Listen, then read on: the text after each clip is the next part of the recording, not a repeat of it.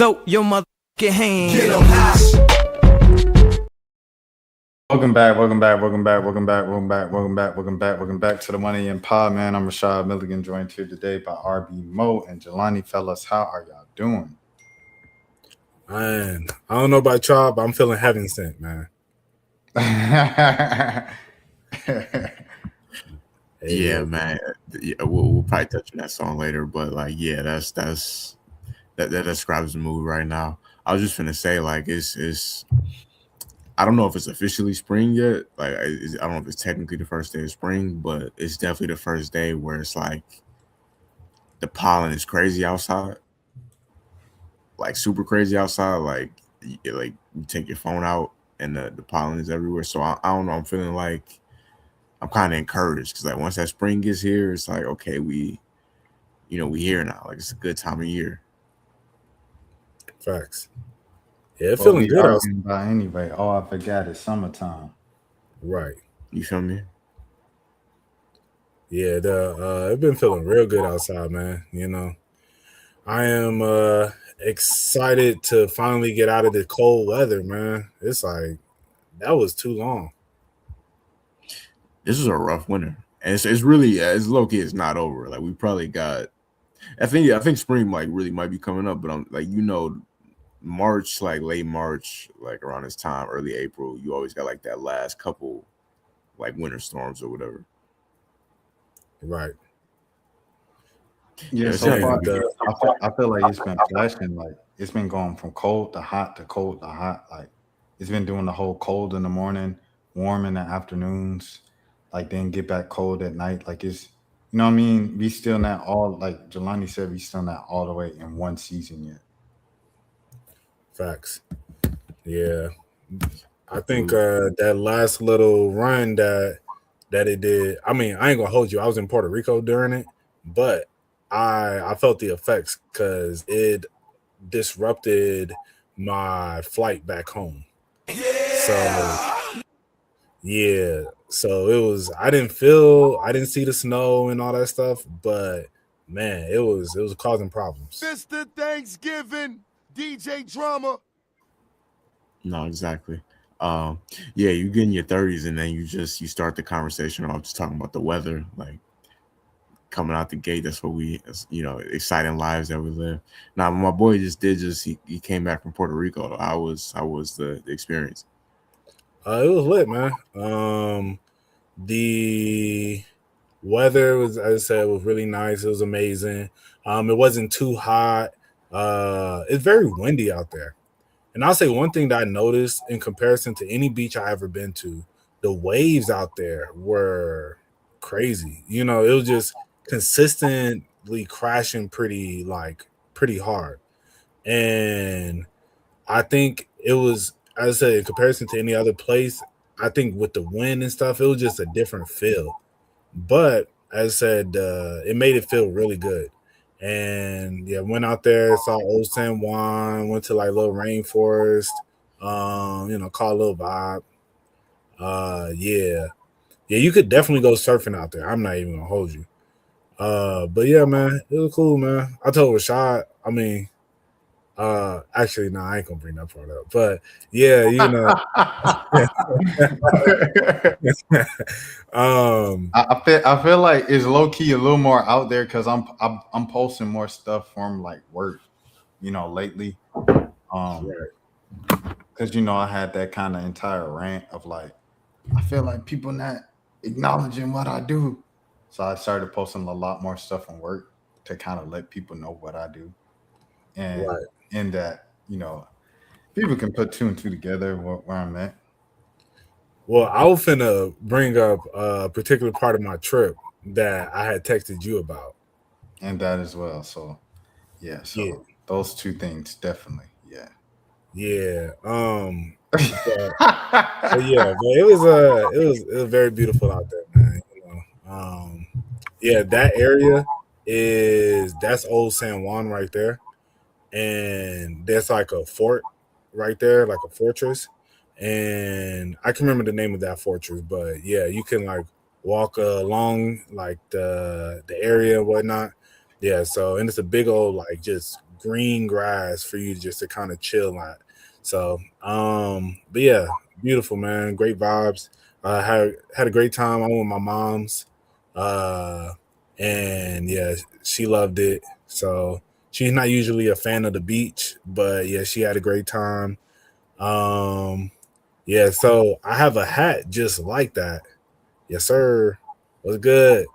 Um, I have a hat just like that, which I was trying to wear, but because of the background, it wasn't showing. But yeah, man, bro, Bad Bunny he gonna have a statue out there one day, bro. They love that man. Yeah, They, he they like. said, oh, go ahead, Jelani. No, I was gonna say like he. I'm trying to think of like artists in the United States who's like means as much to they city as like what he would mean to their country. I don't know if this is like a fair comparison because he's really is like the country of Puerto Rico, like the ambassador basically. Bro, for real. They got murals of him everywhere. Our tour guide, while I was in Old San Juan, there was a mural of him and this other dude. And then she was just like, yeah, does anybody know who that is? I was like, that's Bad Bunny. She was like, yeah, Benito. And then start going in, like talking about him, and then just kept walking. And then I was like, wait, who's the other dude? She's like, oh yeah, my bad. Yeah, that he's like a poet or something. Like I was like, all right. But yeah, nah, it was really dope, man. The nightlife out there, it was mad people. It's a very lively nightlife. One thing that it reminded me of, which is cool, I learned during one of the tours, that they have a lot of their architecture is like Spanish inspired, but then they have some French inspired like architecture. And so if you've been to New Orleans before, like especially like Bourbon Street, walking down some of the streets, it looks similar to Bourbon Street, just with the places with the railing and the balconies. Yeah. So it's just like a colorful Bourbon Street, pretty much. French Quarter too. French Quarter. Yeah. Yeah, with especially with what's it called? Palm trees. So yeah, great vibe. Yeah. I ain't gonna hold you, they out there, bro. No, I didn't want to ask. I was thinking that like I did kind of want to. I just could want to figure that I mean I would imagine that they would be out there. Yeah, nah, they was out there. The But I think I went during a time where, like spring break and stuff. So I think that was kind of going on as well. You said So, inflation. yeah. I mean, it wasn't Houston, but yeah. They was outside. Can we briefly talk about that? Because Yes. I don't know. I'm 30, so like I'm out the loop as far as I'm not completely out the loop. Like the algorithm makes it so like stuff that 20, 21, 22-year-olds will pop up on my timeline. But I just don't understand the idea of going somewhere that one doesn't have a beach, two is just not walkable. Like Houston is known for being like one of the least walkable cities in America. It's not even like at least even Atlanta, you still got certain places like Midtown where like you could get away with not having a car there. There's really nowhere in Houston you could be and not have a car. So like you're gonna have to pay money for Ubers. As you were seeing, like on if you've been keeping up, people got scammed out of their sections. Like it was, I just don't know why the kids chose that city. Yeah, I don't understand it either. And it seems from what I'm seeing, it don't even seem like they really having that good of a time. Bruh, it is not lit at all, bro. Like, I don't know if it's just a generation, because it could be a generational thing. And I know it's a very much thing. Like, I've been out with people who have danced or like walked in somewhere and they said they didn't want to end up on someone's like going viral or something like that for like just being themselves, having fun, having a good time. Cause I seen one of the Houston parties, they hired an influencer that dances, the dude that be dancing to the little young boy song, She Gonna Call Me Baby Boo. And then he be doing all the dances all fast and stuff like that.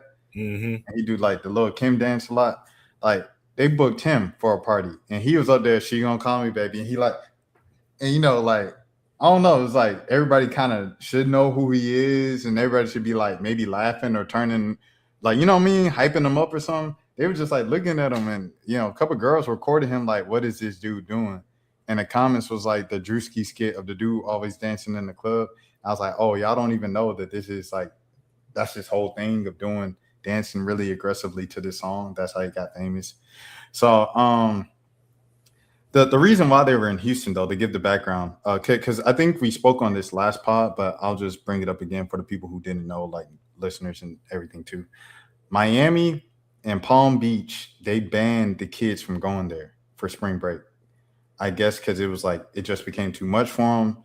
I remember a couple spring breaks ago, like in Miami, the kids were going stupid on Ocean Drive, standing on cars, destroying property, overpowering the police and the local law enforcement. Because it's only so many police, and you got thousands of kids. Like there's a power imbalance there. So you try to enact a curfew and try to control a bunch of thousands of wild drunk kids, like kind of out of luck. Like you're not going to win if you're local law enforcement. So they just banned them from spring break after that.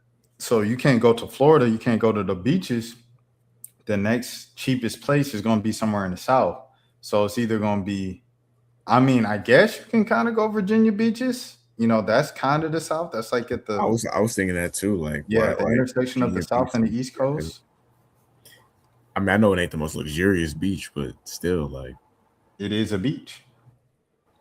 yeah, exactly. Facts. Even like, I don't know. I just feel like they could have thought more outside the box. Like, like, is Jersey Shore still popping? Like, is that still a thing? Well, I mean, but you got to think it's like if these are like because when we think of spring break as like black people, we're thinking of young black, what I'm saying, college students. So it's like most of the stuff has to happen in the southeastern Yeah, part that's of the true. United States because it's the cheapest there, and that's kind of realistically closest to where most black young kids are.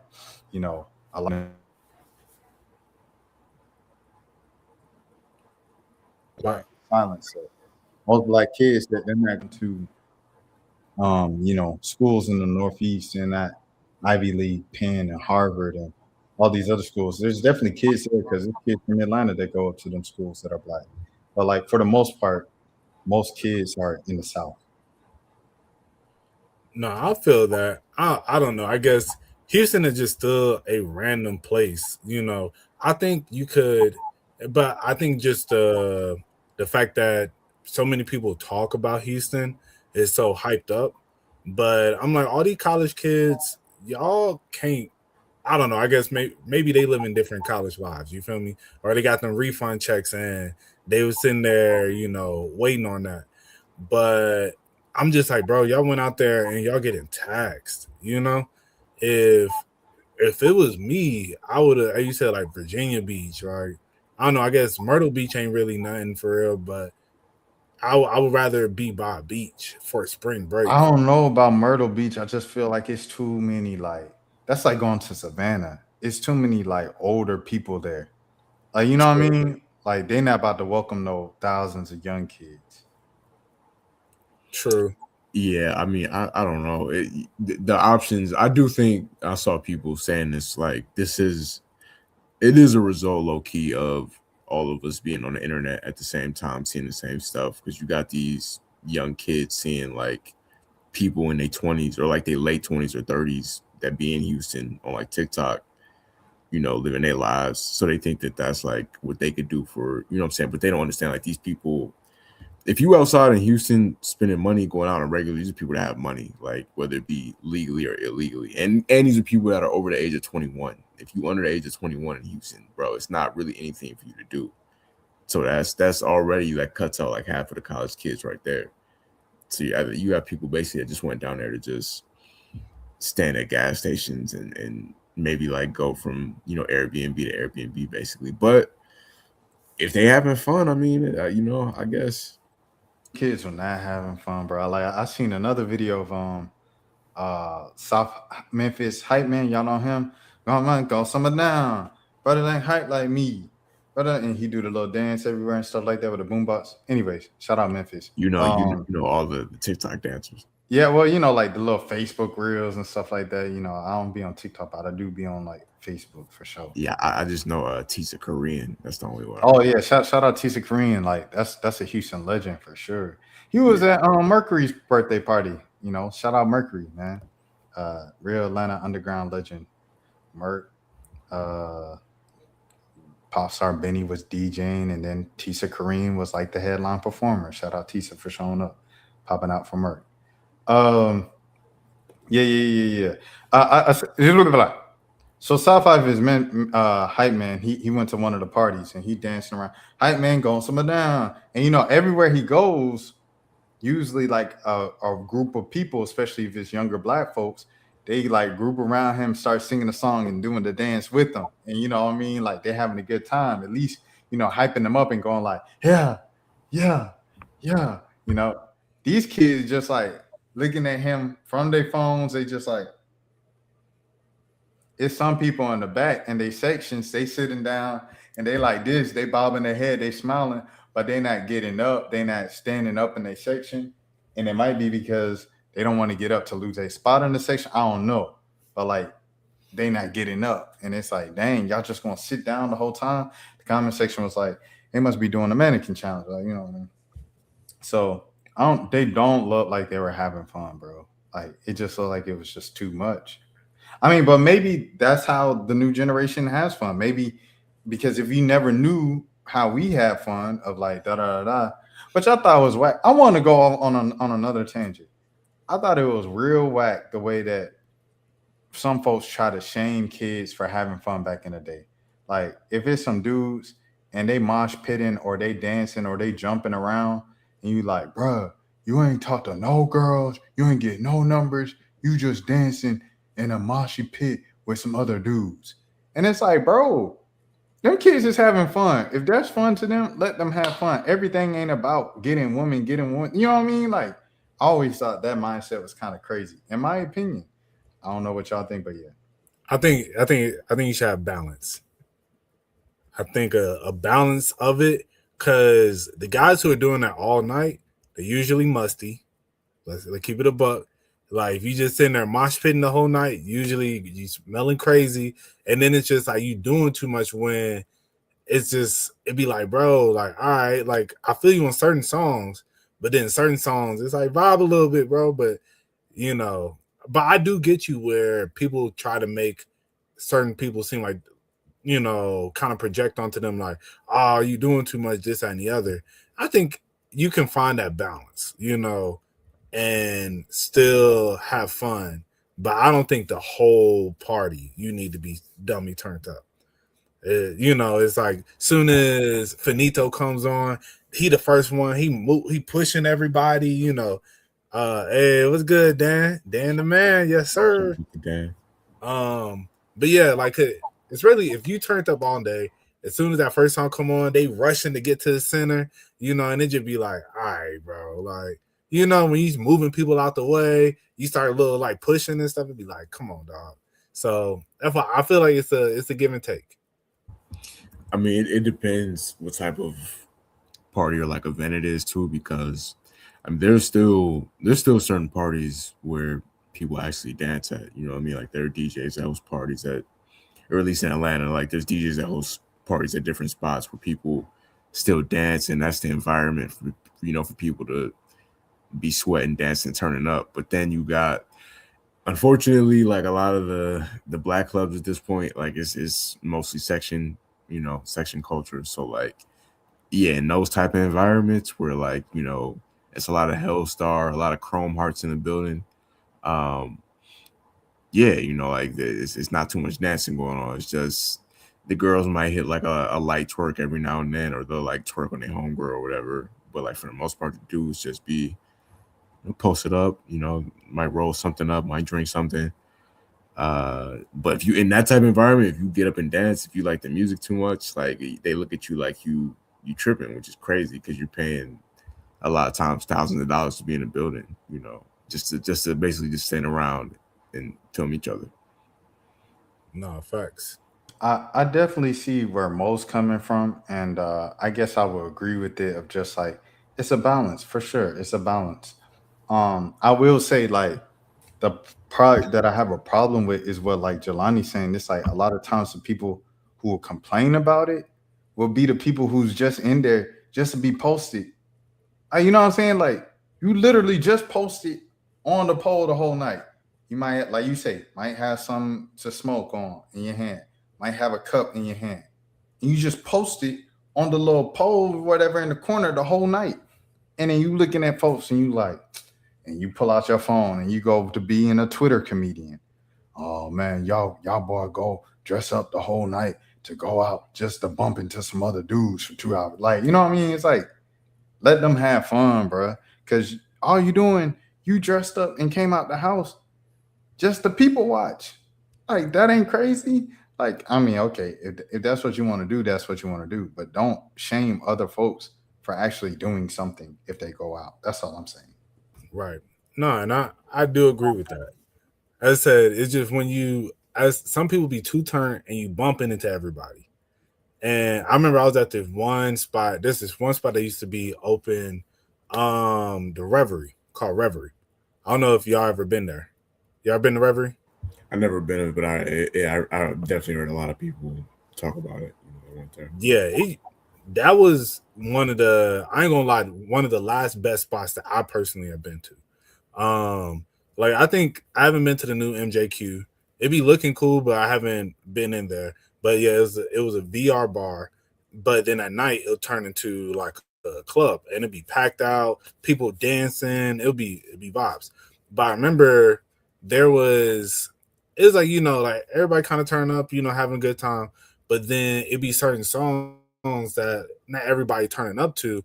And I know one particular song is the one dude that played, it was the DJ that played Poof by Pierre Bourne. And it's a solid song. You could turn up to it, but it was like, bro, like, you know, like this, you the only one turned up right now. Everybody kind of like, we all vibing, you feel me? That's what threw me off for a second. I was like, why he just zoom in up there? What's over there? Yeah, no, I went to another tab and I zoomed in on that picture, and I guess it like zoomed in on this picture as well. So that's what happened. Yeah. But yeah, it was just kind of like, all right, in that moment, I ain't gonna lie, I was one of them people like, all right, buddy doing too much, you know. And it was funny, I was with one of my homeboys, and you know, he was one of the people that used to want to just have fun, turn up. And I remember that song came on, and I said, other dude was like turning up, doing a lot, and then he went to join him. But as he was getting ready to join him, he was taking off his shirt.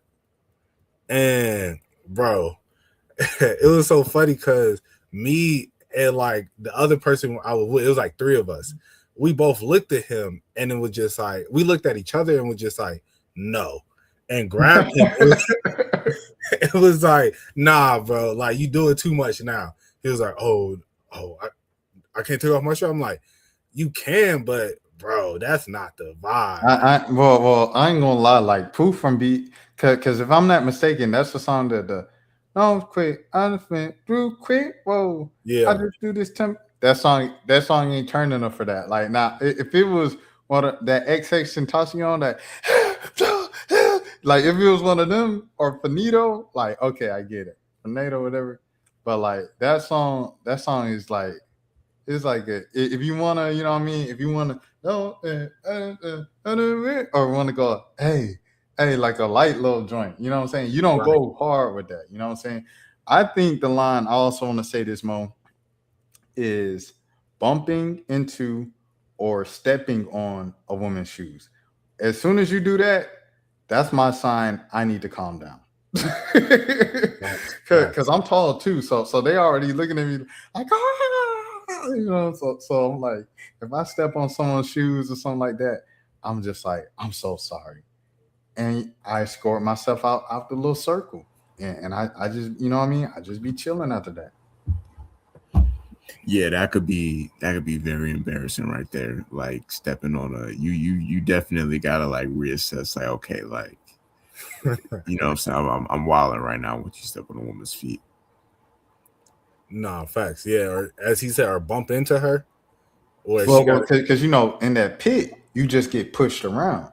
So Yeah. when you get pushed around, if you get pushed around and you just happen to hit, you know what I'm saying, bump into a girl that you get pushed into, and then she just like, and you look back and you're like, oh, I'm so sorry. Cause they be looking so, you know what I'm saying, like petite and just, you know what I mean? Like they're just there watching. They might be smiling or they might not want to do it. Like they backed up purposely when they saw the pit forming and you Right. bumping into them. You know what I'm saying? Like you don't want to be the dude that's, I think that's when you're like, I'm doing too much. Let me turn it down a notch. I can still have fun.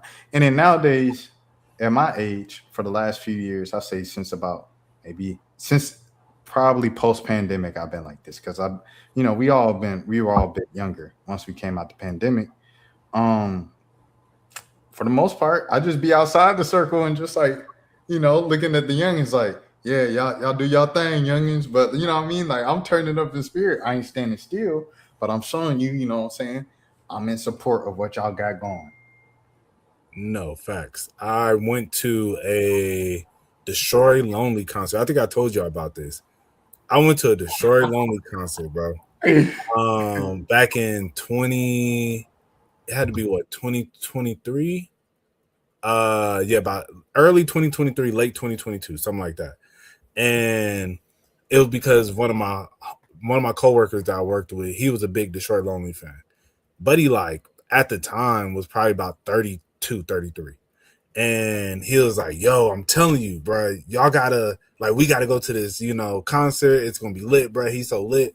So I'm like, all right, I listened to some of his music. I was like, okay, this is a vibe. Like, all right, let's do it. So we get down on the floor area. And that was the moment where I realized, like, okay, this life ain't for me no more. Cause yeah, they were mosh pitting, and I was just like, bro, if one of these kids hit me, bro, this is not gonna be fun no more.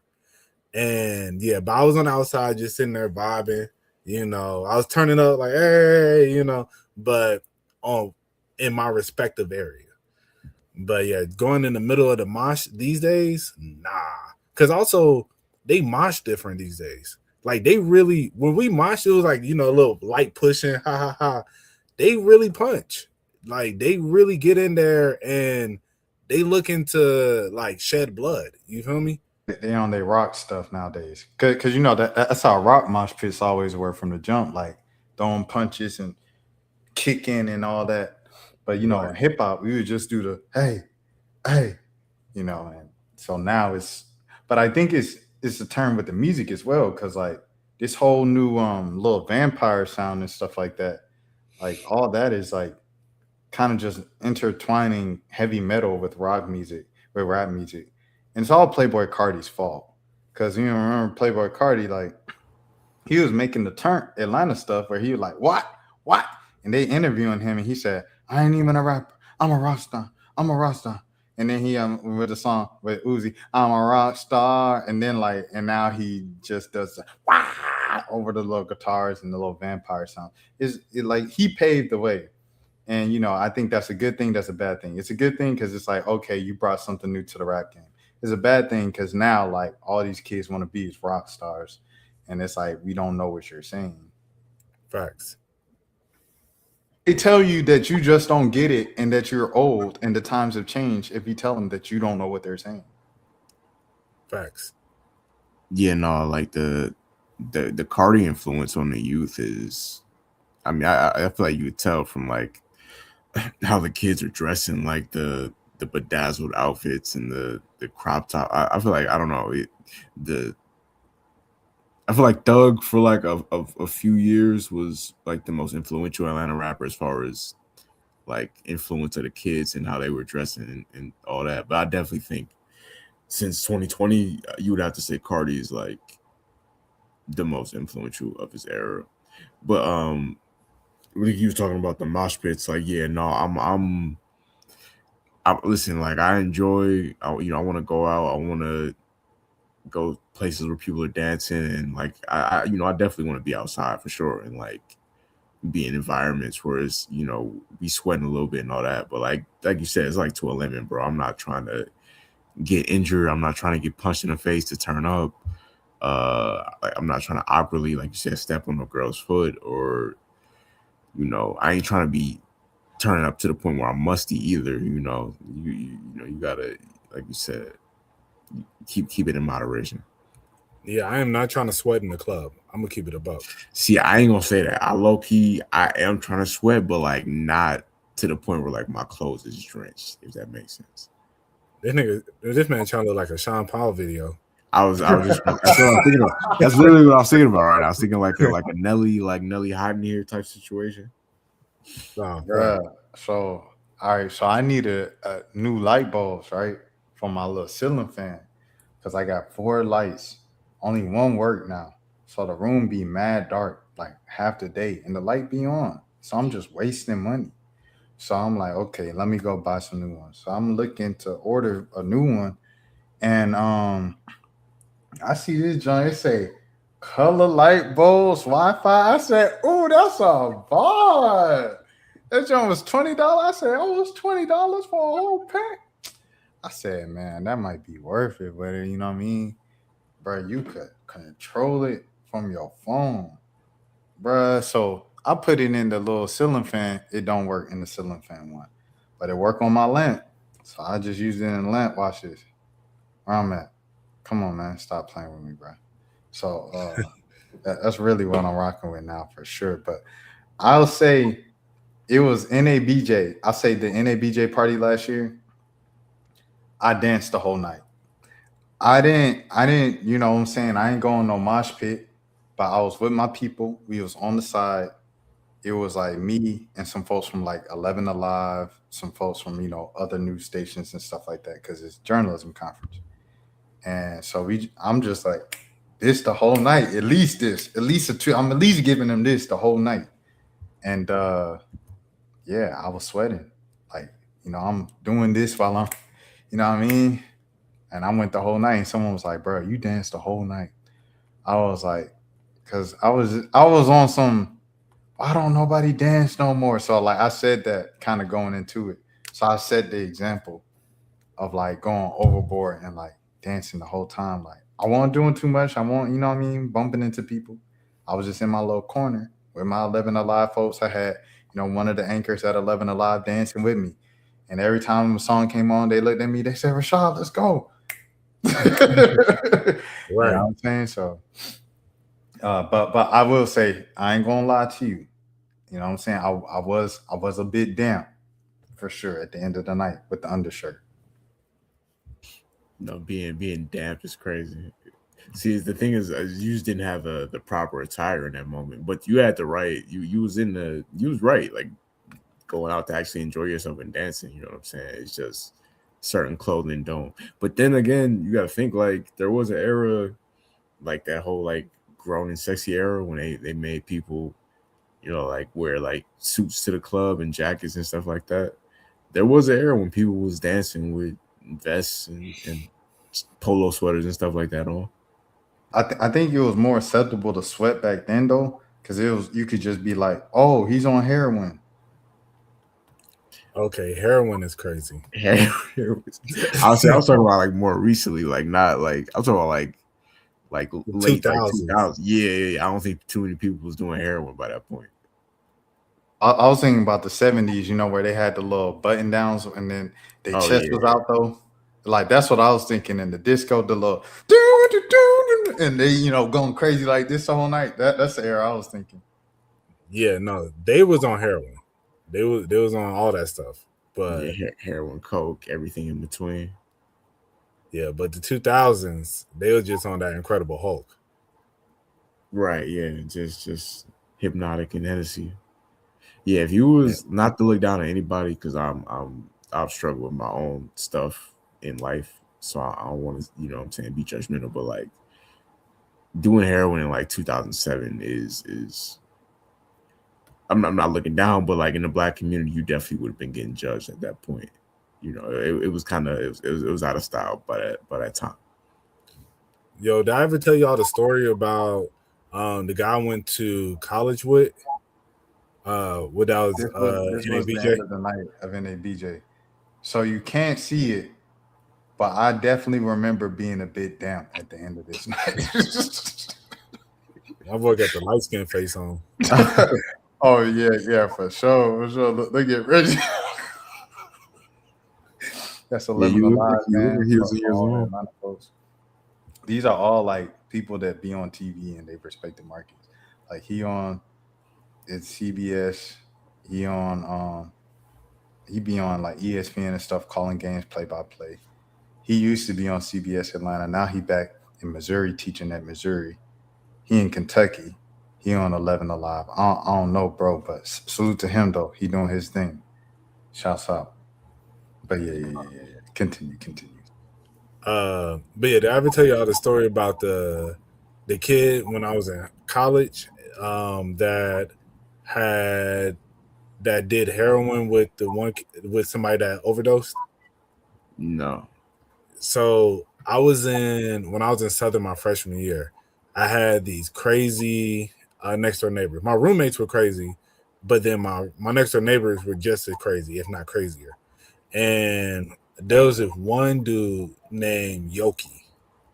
And so Yoki came second semester. When Yoki came second semester, he had went to school with them. They all went to like private schools somewhere in Atlanta.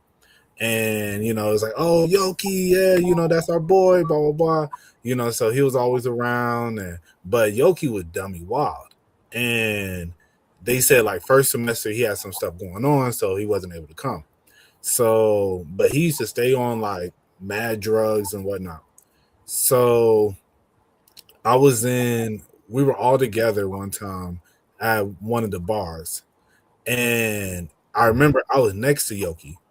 And this dude walks up to him and was just like, "Yo, are you Yoki?" And he was like, "Yeah, what's up?" He was like, Buddy looked at him and said, "You killed Robert." And and like they had to hold him back. His friends like literally grabbed him and hold him back, and he was about to like just start firing on Buddy. And so I'm looking like, whoa, like what's going on? So when we get back to the crib, like his friends tell me the story. It was a football player at their school. It was a black dude that I guess he was a good player. I don't know if would say the star player, but I think he was he was the better players on the team. And I don't know if he had scholarships. I don't know what his future held, honestly. But Yoki had got him to start doing heroin, and they both OD'd one night, and Robert died. And yeah, dang, I said the D word, my bad. But yeah, Robert expired. And it was but yeah, and so everybody blamed Yoki because they were like, if it wasn't for you, Robert would have never been doing that. And yeah, I'll never forget that moment because yeah, Buddy, and I heard about how people blamed Yoki for it, but then to see it firsthand where a dude like literally confronted him in the middle of like the club pretty much, it was like I was like, dang, bro. But yeah, that's them private school white kids, man. Yeah, nah, I don't know. The thing about it now is that there's not even like either there's no more pure version of it or it's like very little in America right now. Like most of that stuff is stepped on with something crazy like that, like fentanyl or something like that. I hope we can say that word. We should be able to say that word. It is a scientific thing, but like, yeah, that stuff is.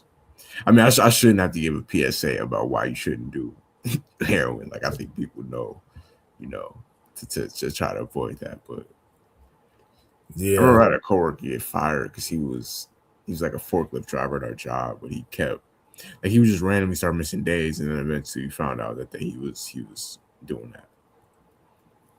Yeah, man, it's crazy, dog. What's his name? Rob Wave. He got this one song called "Pills and Bills," and he got this one line in there. He was like, I seen my cousin do crack his whole life. Fentanyl hit the streets. He died. He overdosed that same night." And I was just like, dang, That's true. Yeah, that crack ain't pure no more, man. A lot of people who like we were just talking about, they was doing heroin in the 70s or crack in the 80s, and then it was fine. Like they lived, got to be old, and then like you said, fentanyl came out. When I said fine, I mean like relatively fine compared to overdosing on fentanyl and dying. You know what I'm saying? No, I mean some of them were fine. Let's keep it a buck.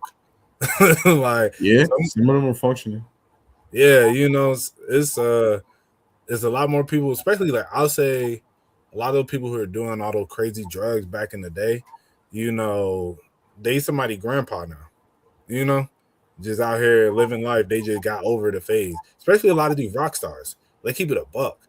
A lot of these rock stars, that's like, what's his name? Ozzy Osbourne that, passed away at what, like 70? But I think the rest of Kiss is all still, no, he wasn't in Kiss, but Black Sabbath. Everybody else in Black Sabbath is still alive. He just so happens the first one that passed. And as I said, like I think most of Kiss is still alive. ABDC, all them dudes, I don't know if they're doing heroin. I ain't gonna put that on them, but they was in it. You feel me? So, but yeah. I was just gonna say, did y'all know Dominique Wilkins became a Hawk because of someone's addiction? Oh no, I didn't know that. Yeah, John Drew was on the Hawks. I think he was like the Hawk star player at the time, and he was on like cocaine or something like that. And so, um, since he couldn't get right, the Hawks traded him to the Utah Jazz for a draft pick by the name of Dominique Wilkins, Mm. and the rest is history. Dang, no, I did not know that. Yeah, I wrote about it during the pandemic. I was writing like Hawk stories that people, younger fans, might not know of and stuff like that. Like Bill Russell never played for the Hawks because of racism. Mm. Julius Erving never played for the Hawks because they couldn't get the deal done from the ABA. Oh wow.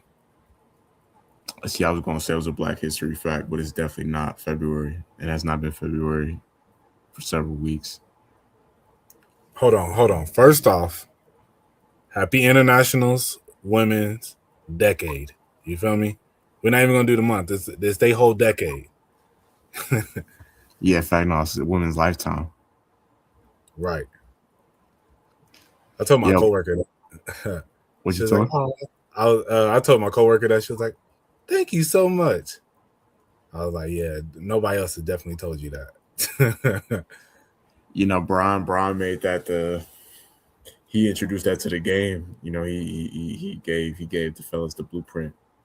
How to capitalize on that day. Mm-hmm. Oh, that's a fact. No, we was talking about the players, Dominique Wilkins, like getting his opportunity because of another guy's addiction. Like, that era of the NBA is so crazy. Like they kind of like purposely don't talk about like that, like late 70s, early 80s era of the NBA, because you really had to, like, before Magic and Bird like made the game go global, you really definitely had like full-fledged like cocaine and heroin addicts just casually being in the NBA. And it's hard to fathom that now. Like, imagine a guy, we probably have had players that have been like alcoholics or pills or weed and stuff like that. But like, I just can't imagine like, all NBA guys today, like snorting cocaine. I don't know if I can say that. Daryl Strawberry, probably not.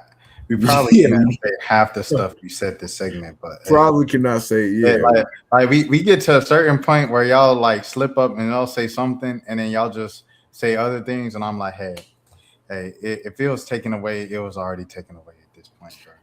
It's too much. Like, it's the terminology. It's certain ones you can avoid, like corn, like things like that you could like replace, but it's like, man, it's hard to have a conversation about anything on here without setting off some sort of buzzword. Snorting off that Snow White, that Christina Aguilera. You gotta go full clips, just pull out your dictionary of like, so tomorrow's the 20th anniversary of Hannah Montana. That Hannah boy. Montana. Hannah Montana. Hannah Mon- Yeah, Miley Cyrus is doing like a special with them, with Disney Channel for like with the new Hannah Montana song and everything. Oh wow. Yeah, I'm surprised she agreed to do that because, like, she's rich. I feel like she doesn't need to do it, but maybe she just, was like, "Hey, I want to do this and help you guys out." I don't know. Y'all notice like everybody's going on tour right now. Yeah, people are talking about that. I feel like people say that they've said that like the last couple of years, but to that point, excuse me, look at the economy the last couple of years. That's what I'm But look at saying. the gas prices, bro. Yeah. These celebrities be having like it ain't even people think it's like if you okay, let's say you got $1 million in your bank account, but your monthly bills are like $100,000. Like that, you can't really afford to just lay back, and you can't really miss no checks. You can't really turn down like no investment deals, no not investment deals, no endorsement deals or anything like that. Because it's like you like 6 months of no work from like potentially being broke because you still got to pay taxes the next year. You know what I'm saying? Like, Yeah, DDG said that. DDG said. Oh, by the way, before I switch slides, this is Pete Maravich and Dr. J on the Atlanta Hawks. Oh wow. Crazy. I Oh, what was you about to say, Jelani? oh no, I was you good, bro. Yeah. DDG was talking about that one time. He was like, I'm not broke or nothing like that, but it's just like I like nice things and they cost money. So I mean, yeah, that's exactly what it is. You have to maintain the lifestyle. And that's where most people go broke. You like how you go broke? Because if you're living like how you getting paid right now, you're not always gonna get paid how you get paid right now. And it's kind of as simple as that. No, that's a fact. And that's where a lot of people, how you said, a lot of people don't understand living below your means at times.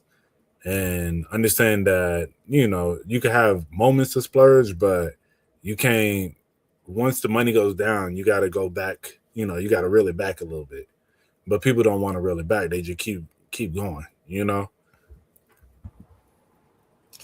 Yeah, I mean it's hard though because it's like I know for me personally, like I could sit here and say right now, like what I would do if I had a certain amount of money or whatever. Like I could write down like a responsible plan of how I would invest and all that. But it's different when you check that bank account and that money is there.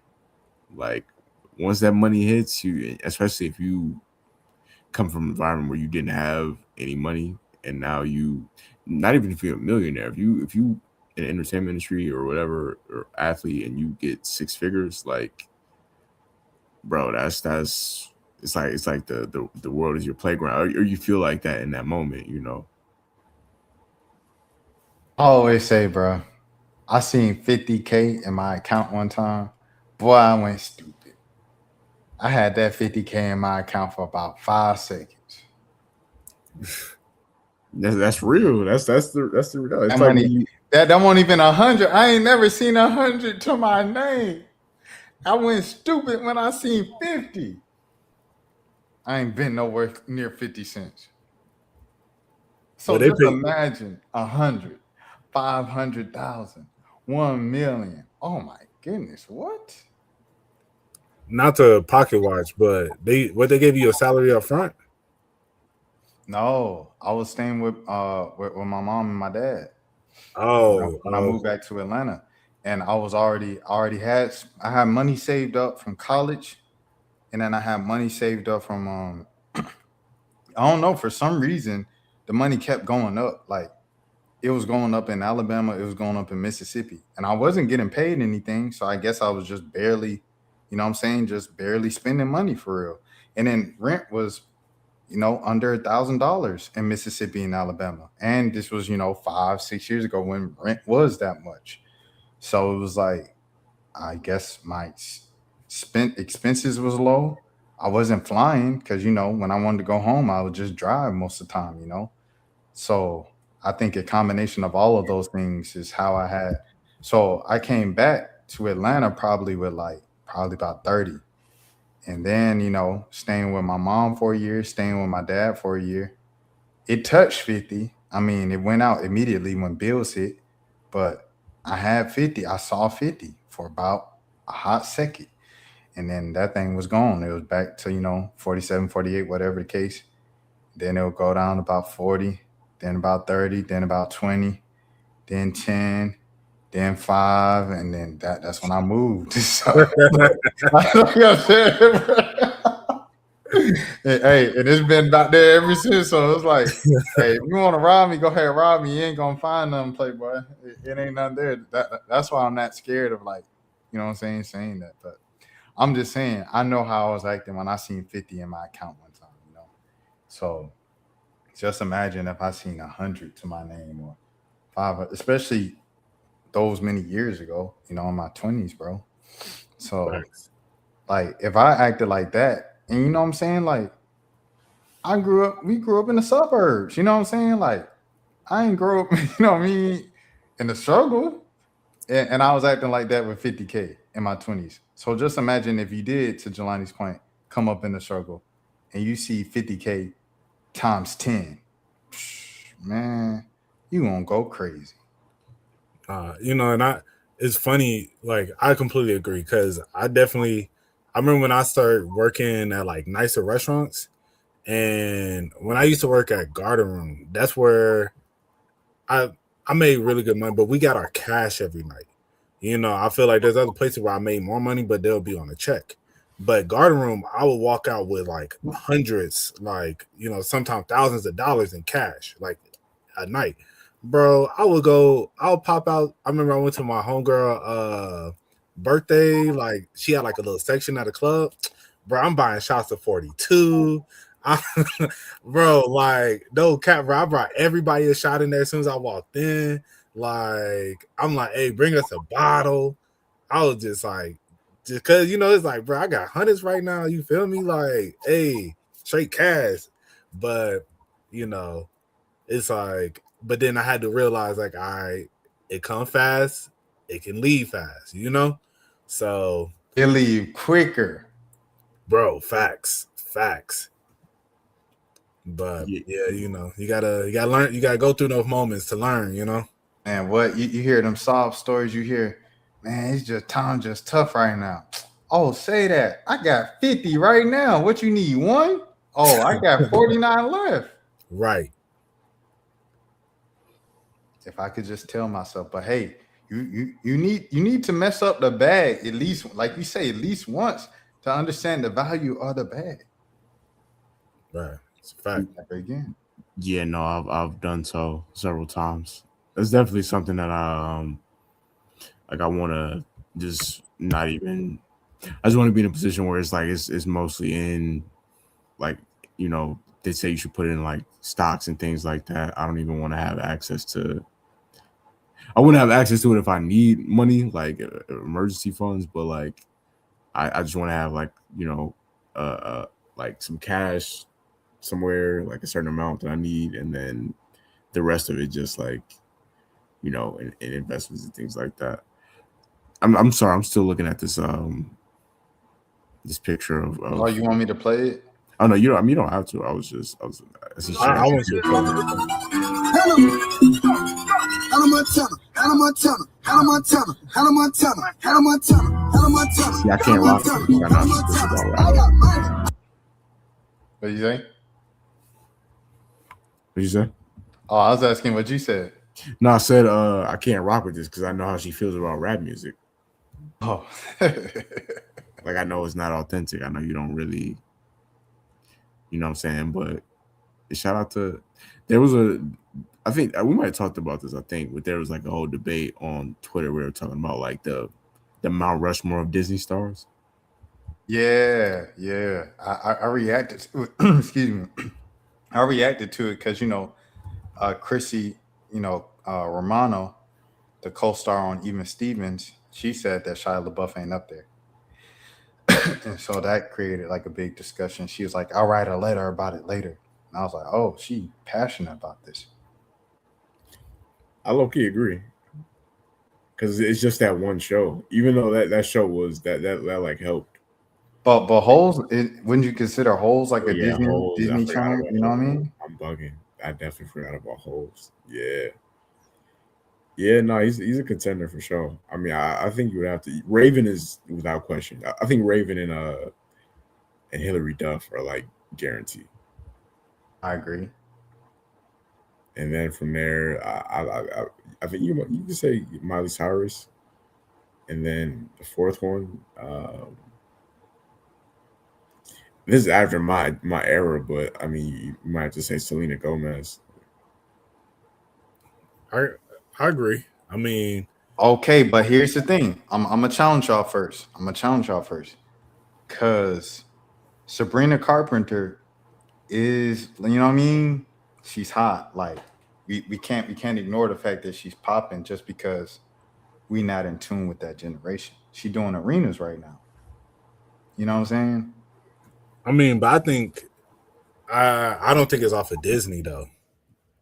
I think Selena Gomez is famous off of Disney. Like, cause then, well, I think what was her name? Ariana Grande, was she Nick? Yeah, She was she's Nick. on there. She's Nickelodeon. But I think if you was to do a Mount Rushmore of Nickelodeon stars, you wouldn't put Ariana Grande in there because I don't think her main fame is like, of course, you know her, like you know where she started, but you're not thinking like where her majority of her fame is. I don't think people really draw to that. They draw. That's why I say the when they say the Mickey Mouse Clubhouse people, because Mickey Mouse Clubhouse had Britney Spears, Usher, Justin Timberlake. I'm like, you can't count them because that's more like a fun fact. Hey, did you know Justin Timberlake was on Disney Channel? Did you know Usher was on Disney Channel? You know, they don't count as Disney people. Right. No facts. Hold on, but Usher was in the Mickey Mouse club. Yeah. Well, you know, like we darn near was like 3, 4 years old, so We I was just thinking a so lot. yeah, I wasn't there, but you know, like I see it all the time. Like when I was growing up, like yeah, he was on Mickey Mouse Clubhouse. Oh, I've never seen the clips of him on there. I've seen Mm-hmm. Justin many times and Ryan Ryan Gosling. Gosling, yeah. Yeah, but I've never. But they probably only show more of those people because they'll sitting there singing black songs as like teenage white boys. Yeah. I remember didn't they have like an R&B group, like little clip that always goes viral? Yeah, Yeah, I think they were singing Jodeci. yeah, Just crazy for a kid show. yeah. That's what I'm saying. Like, well, Usher is like, okay, this seemed about right, but yeah, you I got throw a them. question though. I have a What's up? question for y'all. Do y'all think? All right, so who would you go with on the last seat? Would you go Selena Gomez or would you go? Hold on, wait for it. It's because it's another one, right? Here we go. Or would y'all go with who y'all going? Selena Gomez I'll or go Demi Selena Lovato? over her. That's Demi Lovato. Yeah. Yeah, I would say Selena because Wizard of Waverly Place was a bigger show than could what Demi Lovato was Camp Rock. Yeah. Yeah, so Camp Rock was big, but Wizard of Waverly Place that's Disney Hall of Fame. Camp Rock is Disney Hall of Fame to an extent as well, but I'm talking if you're talking Mount Rushmore of Disney shows, Wizard of Waverly Place can possibly be up there. You're not going to put Camp Rock in, I think, the Disney movie Mount Rushmore. At least I wouldn't personally. Disney Channel movies. Oh wait, hold on. Sorry, y'all. He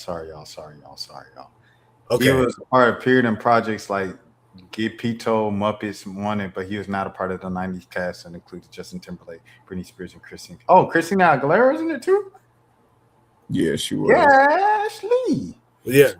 The reason that's the other reason why I was like, I ain't never seen Usher in there. 'Cause I was like, I've seen nothing but only white kids. But Usher was a child star though. He was in No, something. um, I'm gonna look it up. yo, it's funny. My dad always like. I remember he told a story about back when Usher was coming up. somebody gave him a demo, like a little burnt CD of like, yeah, check out this kid that's singing. He he coming up, and yeah, and it was Usher CD, and I remember him telling me that as a kid, and I was just like, that's crazy, Yeah, that he probably probably just threw it out, didn't really think too much of it, but he said he just remembered seeing the name Usher on there. Yeah, it's back when artists had to really they really had to build it brick by brick. Like they had to really do the network and shake hands. They used to do. I don't know if they still do this, but I know like they used to do like mall performances. Like a Facts. lot of teenage artists, like they would perform at the mall. That's crazy to think about now that was like a real thing because malls don't really have any weight, and I can't even imagine a bunch of teenage kids going to see somebody perform at the mall. They still perform in the mall, like Zeddy Will and them. Oh, they do?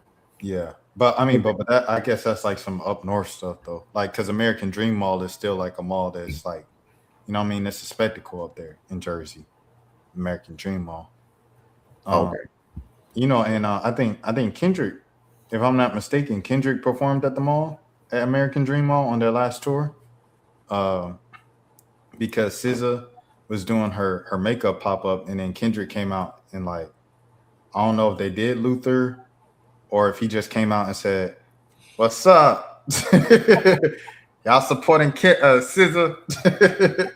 And was like, "That's what's up," and then gave the mic back. I'm not sure, but yeah, Kendrick did that too. Like, but American Dream Mall, I feel like might be an exception just because it's bigger than a mall. You know. Yeah, no, I want that to become like a. I know like in the early days of like 80s, early 90s, like when I hear people talk about that era, they say that like rappers would perform at like skating rinks, like before hip hop became as big as it used to be. Like that's just the kind. I don't know. I want people to. I think it would be dope if more rappers and just artists in general found like and I'm gonna segue this to La Russell. If people found like more creative venues to perform at, like like the Russell did have a thing at his house that he was doing and all that. Yeah, I want to see more of that going forward. Yeah. No, that's why I hate with what he did. I felt it kind of just took away his momentum because I think just the stuff that he was doing is all super dope. And a lot of people I've seen some people be like, so look, y'all want to have this fake outrage of, you think he's support. I don't think nobody thinks he's supporting Jeffrey Epstein or Hitler, but it's just the point you making it, I just don't think is needed. You feel me? I get what he's saying though, where they're all the same people that made Martin Luther King, that made Malcolm, that made all these great people, also made this evil in this world. So yeah, I get it. It all come from the same place, and it shows the duality of life, where your decision can take you down different paths. I feel you, but I think I don't know. You just didn't have to go that deep with it. I think this is a topic that. Hey yo. Oh, my bad. Pause. Slow down. But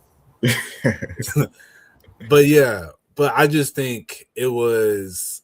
I don't know. I think his engineer was right. Let's just leave it there. His engineer was right. I got a question. I got a question before you come back in, Jelani. Pause. I seen the internet theory about this. He signs to Rock Nation. He has the Lil Wayne situation and this situation literally back to back. Do you think this was a thing from Rock Nation? Tell him, hey, love controversy, get your name out there. Do you think that's what? Because La Russell, you got to think about all the times he was independent. La Russell been independent, grinding, doing his own thing for the past 8 years. The most you hear about La Russell is like when he was doing the Name Your Price mixtape. Shout out Nipsey, rest in peace, Nipsey. When he did the Name Your Price mixtape, and him doing the backyard shows, and him getting all the way to the NBA All-Star when it came to Oakland, and he was performing there. because he did Super Bowl, but he did Super Bowl after signing to Rock Nation. So it's like everything LaRussell was going viral for or in the headlines for as an independent artist for like 8, 9, however many years it's been that he's been grinding has been nothing but positive stuff. And people saying, this is dope. I support him. Salute. I respect his hustle. All of a sudden, he signed with Rock Nation and it's back-to-back controversies that's not on his side. Yeah, I mean, it feels pretty self-inflicted though. Like, I think honestly, it ain't even so much of you making a statement. Like, it's and somebody pointed out on Twitter that was like, he said, you know, we all haven't said, even you. They're saying he said it like we after mentioning. I'm not gonna say their names, but after mentioning like dictators and people that do, you know, traffic and all type of stuff, he says our name like we the worst person in the group out of all those people. But yeah, no, I just think he's just giving people too much access to himself. Like, you can't, if you're gonna make these statements, like, you know, whatever you said about Wayne, or you know, you want to go against your engineer and put this song out because you feel like the world needs to hear it, like, just put it out and disappear. Like, stop entertaining, stop arguing with people, stop making videos calling people that don't, you know, necessarily understand, quote unquote, what you're doing stupid. Like, you know, you're giving people too much access to you, and you could tell it's getting under your skin because you deleted all your social media. Facts. And I think that's where that part I really didn't like, because I mean, him saying it, I was like, all right, you wilding on this one a little bit, but you know, it is what it is. You know, you still doing you. But then, as you said, letting it get to you to the point where you are deleting your social media and all this stuff, it's like, bro, just stand on what you said and keep it pushing. Like, I don't think you need to really just like, I don't think you need to let it get to you the way that it got to you. Don't go back and forth, you know, just be like, hey, I did that. Y'all not rocking with it, whatever. It's out there for the people who want it. I'm going to keep pushing. So that's how I personally feel he should have been.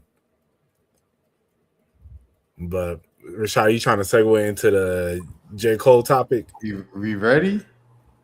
Yeah. You said it. What? Trying to silence us. They trying to silence us. You're gonna say something, stand on it. Facts. This morning on my everybody born is heaven sent, the way he said it was wild. Yeah, exactly. My thing, lame, cute, and impactful, is LaRussell been relevant for about 8 years. He ain't never. It was the one time he had the interview. I don't know if you guys remember this. He had an interview with the woman, and they were kind of talking about. She said, "What's your favorite meal?" He said it was kitty cat. So then she asked, "What's your favorite position?" And he said, "I don't think that you should ask an artist of my intellect level a question like that." And she was like, "What?" And I think he like walked off the set. I saw that interview. Yeah. He You know what I'm definitely saying? made it. I don't think he walked off, but he definitely made it awkward. Like, Yeah. So that was the only other time I seen LaRussell get bad PR in his entire 8 years as a fully independent artist. He signed to Jay-Z, Rock Nation. All of a sudden, it's back-to-back controversies. Now, he could have had the Wayne opinion, and he could have had this song in the tub. The thing is, I think LaRussell by himself probably would have just let people say what they had to say about Wayne. You're not going to beat the internet. What Jelani said, you're not going to beat the internet. We are going to have our day. If you're on the internet long enough, there's going to be an opinion that people, the mass majority, do not agree with. When they jump you, you take the beating. You take the jump. Just be quiet. People going to move on to the next topic tomorrow. They're going to talk about BBLs in Houston. Move on. They're going to forget all about it. And you come back to the internet and start tweeting again. They're going to forget in a couple days. Then you had this for no reason. There was no reason to release this song. You just released it because you wanted to. Or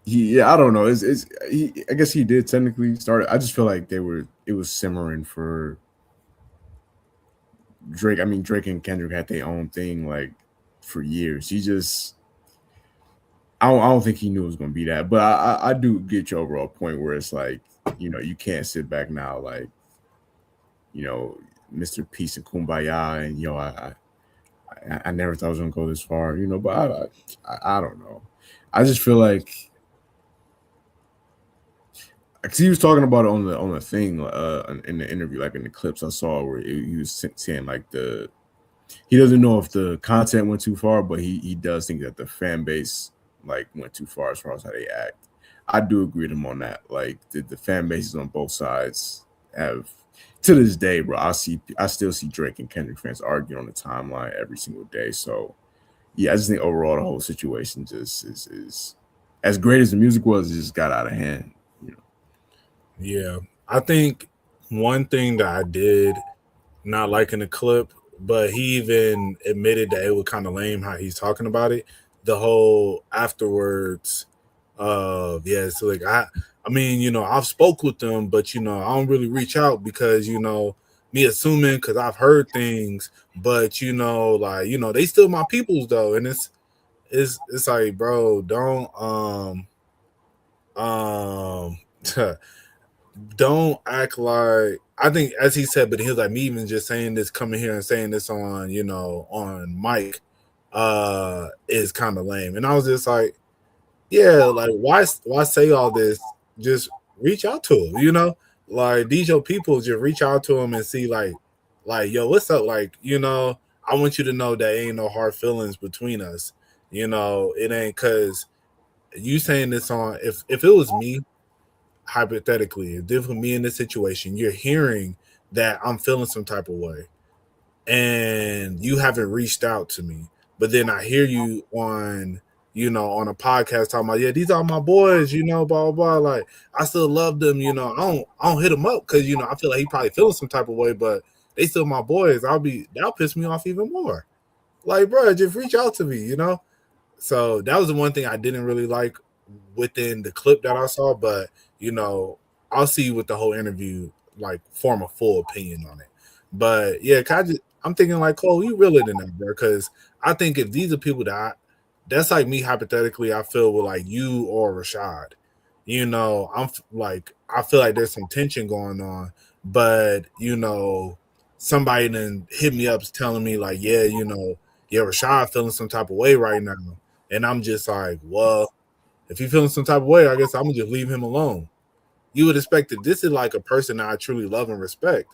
I'm gonna hit him up, be like, bro, like, yo, what's up? Like, you good? Like I don't want you to be thinking that I'm that I did you wrong. Like, this is my side of things, X, Y, and Z. That's how I would expect you to approach a friend. So that part I didn't really like from the clip. So, but I mean, at the same time, this is a lot bigger stage. I don't know. I just think, yeah, you could definitely address it with the person and not, because I'm assuming when he said that, it was more about Drake than it was Kendrick, realistically. So I know Drake gotta be feeling like, dang, bruh, you kind of turned on me, and then now it's just like, it's crickets, and then now we don't talk no more. It's like you could make the song talking about, yeah, Drake, I want you to know, like, I still respect everything you did for me, in Port Antonio and all that stuff, but then it's like, bro, you ain't reaching out. Like, I ain't heard nothing from you. So, not to sound like Maul, but like that's but for real, like that's how I would expect. Like, and I don't know. I guess what's y'all thoughts on that? I just think it just, I don't know. I just think it just got weird between them. I don't know. Obviously I don't know these people personally, but it's just hard to. I mean, I think let's say they could have did something beautiful. They could have really raptured the culture. Where was Kendrick June 16 show one time? Yeah, I mean, I don't know. It was overall. I mean, I think the beef was like, I enjoyed it. I thought it was a great pop culture moment. But from their perspective, is them knowing each other for like 15 plus years at this point. I just think it's weird between them now. Like it's just hard to you can't just delete the song and then be like, hey, my bad, bro. You know, because you did say some things in that song that was kind of crazy. Like, imagine if behind the scenes, like Cole had told Kendrick that he liked To Pimp a Butterfly, and then you hear that song, and he's like, well, actually, you know, it was overhyped. You know, it's just hard to be cool. So from that perspective, and then with Drake, he's probably just feeling like, yo, I don't even know if there's any rapper I could trust, period, after, you know, what happened. Like, so many people he probably thought was his friend and dissed him, and people he collaborated with for years. It's like, you know, I've had situations happen where like I go maybe even with us, like we didn't, like me and you never had beef mode, obviously, but we went like a few years without talking just randomly, just out of nowhere. Like stuff like that, I feel like that happens a lot of times too.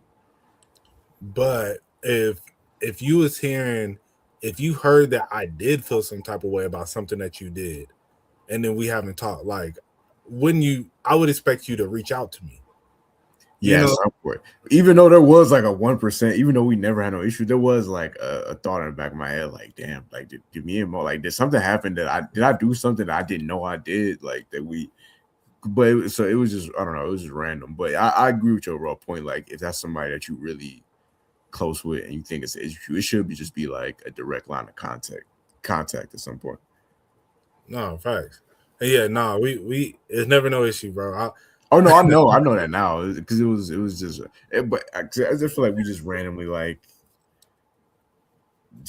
had like, because it might have been like 4 or 5 years, I don't know, but it was like early 20s, like yeah, we just at some point. I mean, that's when I wasn't talking to people as much just because I was in that relationship, you know.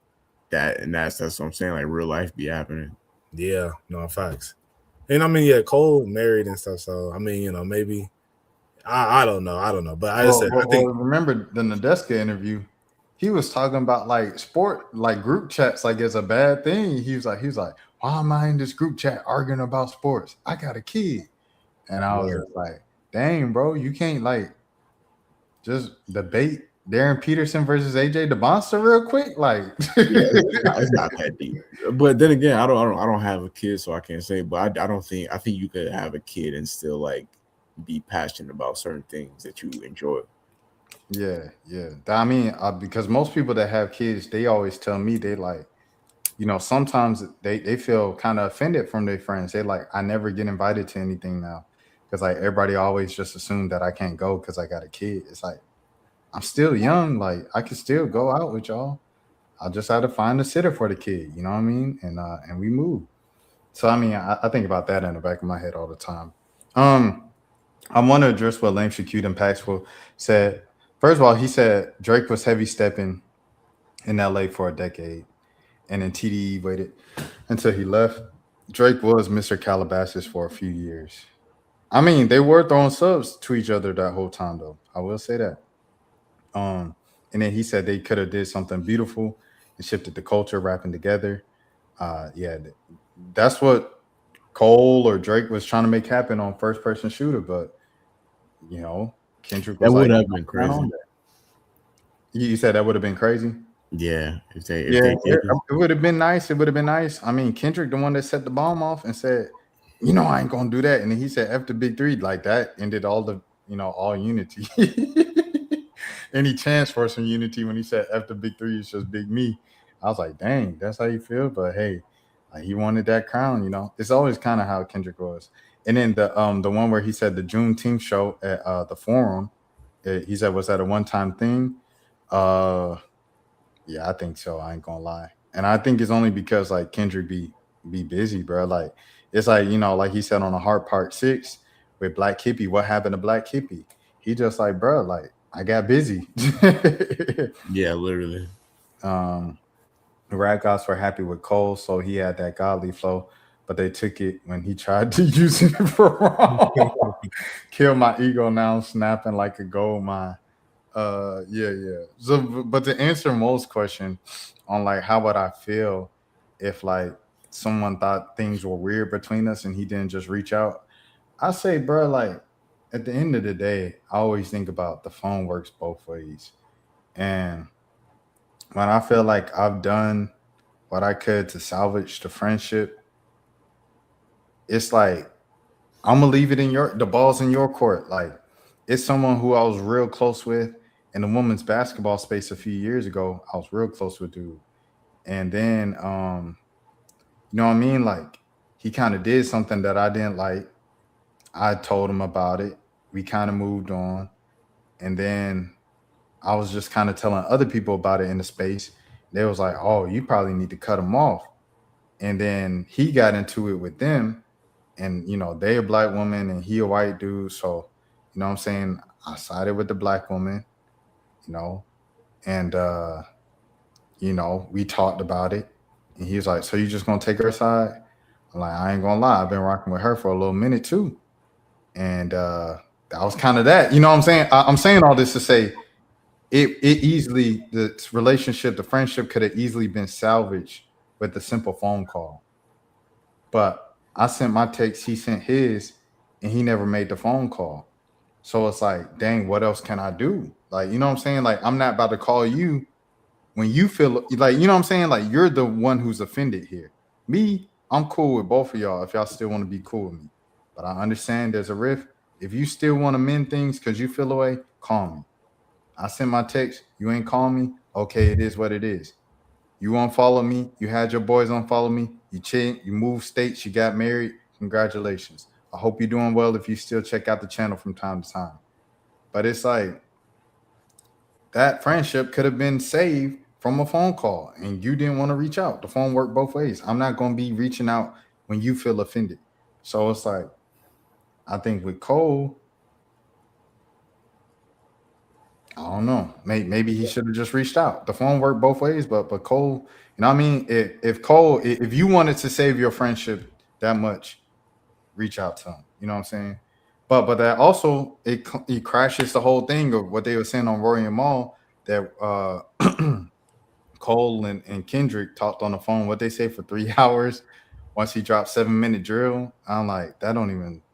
You know what I mean? It's just a bunch of stuff, rumors out there that just made no sense throughout the whole beef. Like the whole thing of like Schoolboy Q stepped to him and said, "Hey, this where the beef going. You might want to drop out." Like it's just a bunch of rumors that the internet ran with, and they could run with it because none three of these dudes do interviews. So I'm glad that at least Cole doing interviews. Maybe Right. it would hard Drake to do an interview or Kendrick to do it. I know Kendrick ain't never gonna do an interview because he just so mysterious. But gosh, Lee, just say something, bro. Because you leading up all these little side things and people can just make up whatever they want to say because y'all ain't talking. Just talk. Y'all ain't got to be so mysterious and so big all the time. Y'all ain't bigger than the program.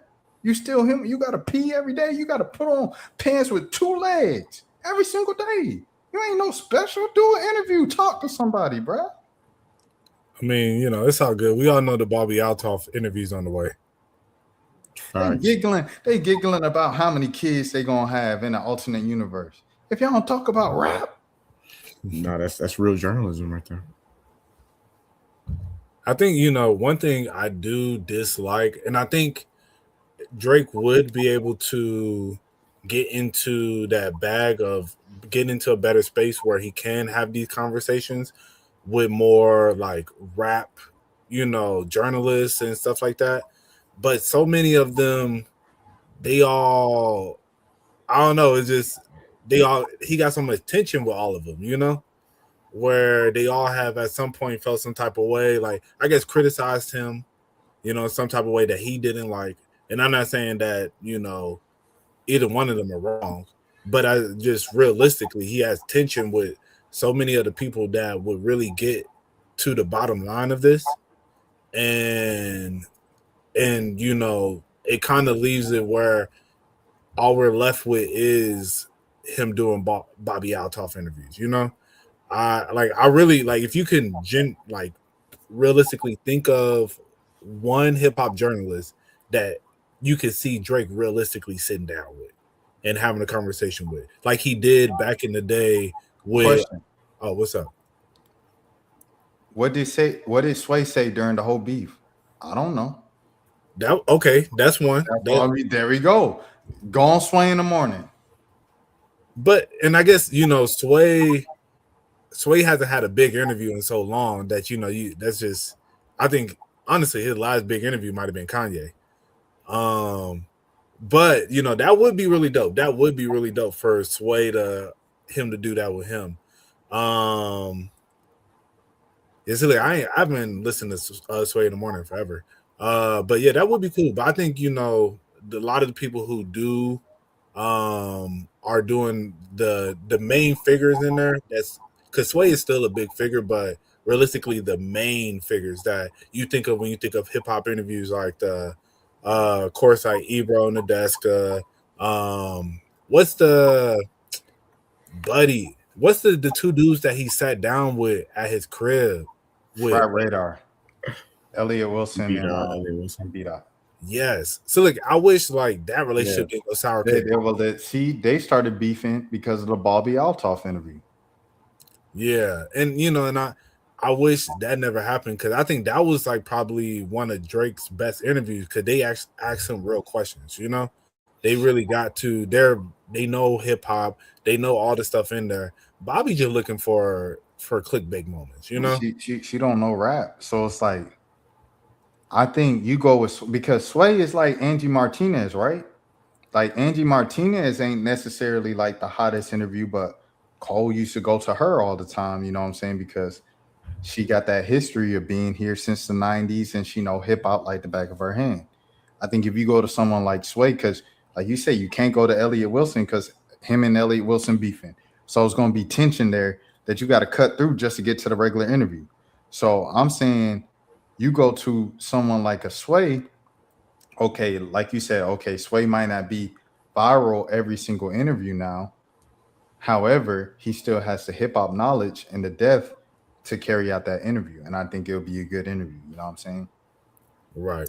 I think the last viral Sway moment outside of like Lil Baby and everything like that will probably be Lil Dicky, the Lil Dicky freestyle. Okay. Yeah, no, I mean if we talking just straight off of like loyalty, not saying that they journalists or whatever, like, but if we just talking straight up of who was loyal to Drake, I mean it would make more sense from the interview with either Maul or Academics.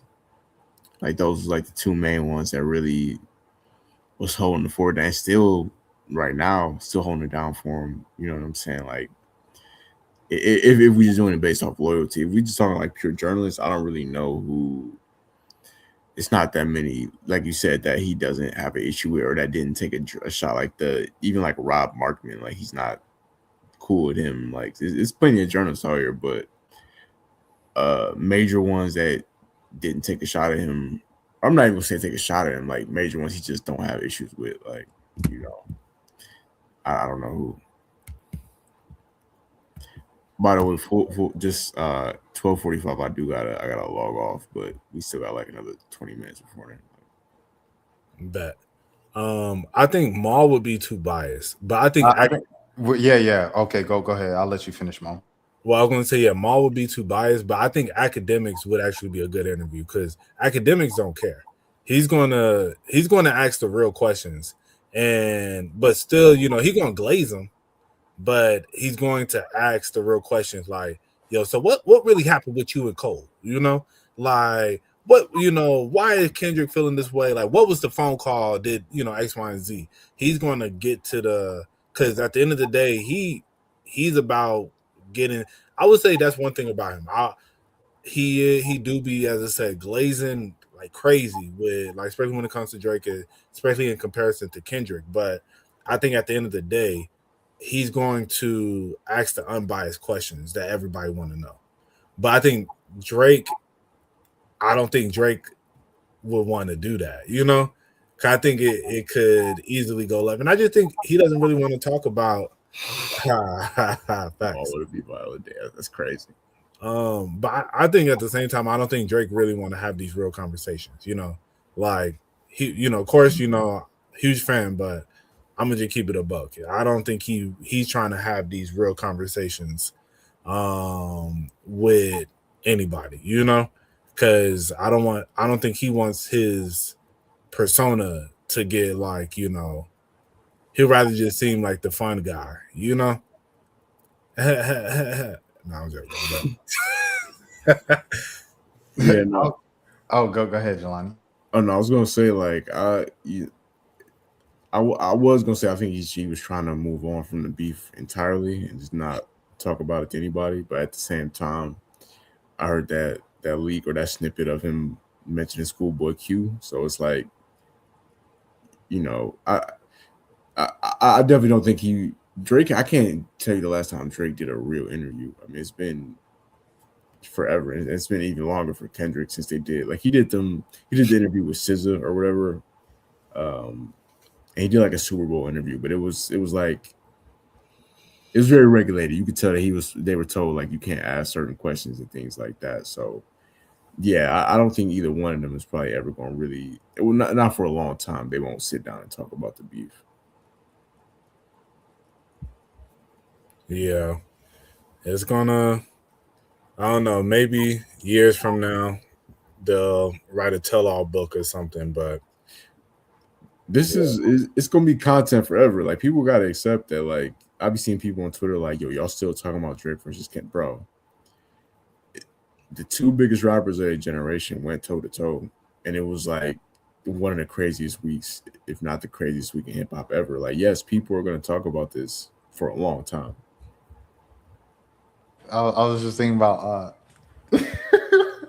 academics randomly. It was like the most random day where he just was like, "Yo, Kendrick was just messing up my favorite songs," and he pulled up Goosebumps and like what was the others like Mask Off the remix.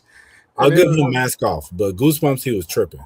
but yeah, but I was like, dang, bro, like this came out of nowhere, dog. Like just a random like Friday night, he just pulled it up on stream and started like making fun of Kendrick. I don't know. Yeah, no, it do be like super random.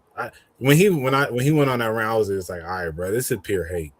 But as I said, especially with the Goosebumps, I'm like, that's like a top 5 Kendrick feature, bro. He's in the Asher Martin doing donuts. Facts. But yeah, bro. Yeah, no, that would be I don't know. I think that'd be a great interview. Like academics he's not a bad interviewer. No, facts. Yo, so since we down to our last 15 minutes, I didn't want to bring it up in the beginning just in case, wrong people here. But yo, so while I was on vacation, I had a little vacation babe, right? The girl that I met. And this is the stuff that I was talking about when I texted Rashad about, but I didn't want to bring up. Yeah, I met this shorty out there or whatever. But so I bring it up to ask this question. So the shorty that I met out there, she had some stuff going on that is not curable, but during the right moments, it won't be spread. Okay. And I bring it up to ask, would you ever deal with a girl that has like had the H, not the IV, but the other the S at the end. Yeah, you feel me? And right. And but they love to tell you like it's like, you're not gonna get I take pills. If I have a outbreak, I'll let you know, blah blah blah. But would you ever take that risk? I would say no, but I feel like it's become like kind of common nowadays. Like unfortunately, like a lot of I don't know. There used to be a time where it was like I feel like that was like a real stigma behind having certain things, like having any one of those diseases. And now it's like people just kind of accept it. Like it is what it is. Like you see, that ain't stopping no girl from messing with young boy. I put it like that. Like none of those women are like, yo, we not doing this no more. Like, oh yeah, my bad. I forgot my the words of Jelani are not the words of Rashad.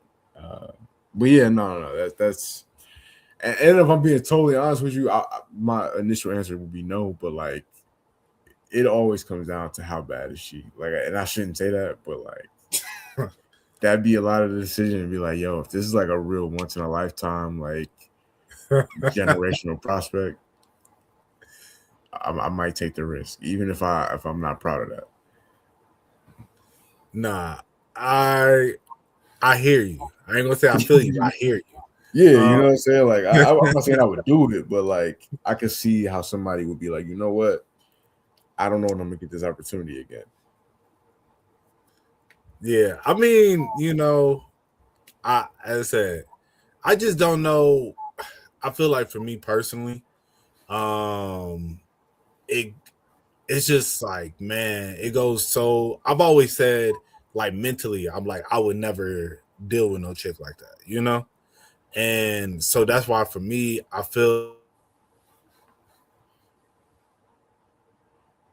But I've like morally told myself like my whole life pretty much, and then so it's like going against that, it'll make me feel I feel like I'll end up with it, even though they be like, oh, like it doesn't mean you're gonna get it, blah blah, but I feel like that'll be just my luck. Like you say you'll never do this and then you do it, and next thing you know, it's goosebumps everywhere. You feel me? But Rashad had showed me a chick who got married and has a baby on the way, but she got the other age, the big age. Mhm. And then yeah, Buddy, he's negative, but he was like, I'm gonna take that risk. And now they're married with kid on the way or whatever. Yeah, I think I forget what the name of the. It's like some way where they listen. I don't know, but I know it's some way that they can do their thing to where besides the obvious thing of like, listen, man, you kind of caught me off guard with that. I ain't gonna lie to you. I'm trying to put a sentence together. You know what I'm saying? Like, it's a lot to say about that. Yeah, it's just like a lot of advancements in technology and health now to where it's not the death sentence that it used to be. Like it's there's different ways to go around it and things like that. Lord willing, none of us are affected by that disease, whether directly or indirectly. But yeah, nah, they got all type of stuff, bro. Like they got whole dating apps for people that have certain stuff. Like, is it it's not as bad as it. This is gonna sound crazy, but like it's not as bad having the big H as it used to be. No, that's a fact. They definitely, especially in the alphabet society, they have they're big on, they're big on like, taking proactive like pills and stuff. Yeah. Yeah. So I was gonna say they should be. I saw somebody say on Twitter before. It's true. Like it's marketed as being more of a thing for that community. That should be like just standard for everybody. yeah. Nah, definitely, especially if you're out in Houston. Or Atlanta. Nah, facts, for real, for real. Yeah, but definitely Houston though. Yeah, that's it's nasty out there. Yeah, no, it's crazy, man. In the room, we can feel a heartbeat, beat. We want to talk to her right now, but what, Mo? Right now, she. Sleep. You mean she could work for the church for 24 years? But Magic Johnson can live? He's strong. Yeah, no, that's a fact. Man, how I feel about it is like I don't really want to comment too much on it, but I do think the whole thing, like Jelani was saying, it's become normalized because of the advancements in medication, and also just like I feel like the wildness kind of promoted in the modern society with social media. Like what's normalized now is like crazy, bro. Like Yeah, what was considered crazy a few decades ago, that's considered like normal now. You know what I'm saying? Like the crazy stuff, it just get crazier and crazier for real. And I feel like it's kind of like a crackdown one because it has gotten so crazy with just like laws and regulations of like you see all these states banning particular sites and stuff like that. Because I do think it was kind of not kind of, it was getting out of hand. Like, you know what I'm saying? So I think the banning in the certain states and everything making it more difficult for people to access those things and stuff like that. I think it is. I think it's kind of bringing society back down to a more normalized state or what used to be normal and stuff. But yeah, it's crazy. It's crazy. So I think the combination of those both things, the advanced medication and just what we as society normalize, has made everything crazier. Uh, yeah, yeah. Yeah, this is definitely the horniest era of like humans in the history of society. Yeah, because the stuff that you talk about, like the hippies, and what I'm saying, the people who revolted against society standards back in the '60s, like some of that stuff, in terms of interactions, it'll probably be like, oh, we do that in high school now. You know what I mean? Well, I will say, I don't know. To be honest, I don't know if it's necessarily like the horniest, because I think during the 70s time, that 60s and 70s, they were very on the like the freedom. It's just like I have a um I have a homegirl who mom, grew up during that time.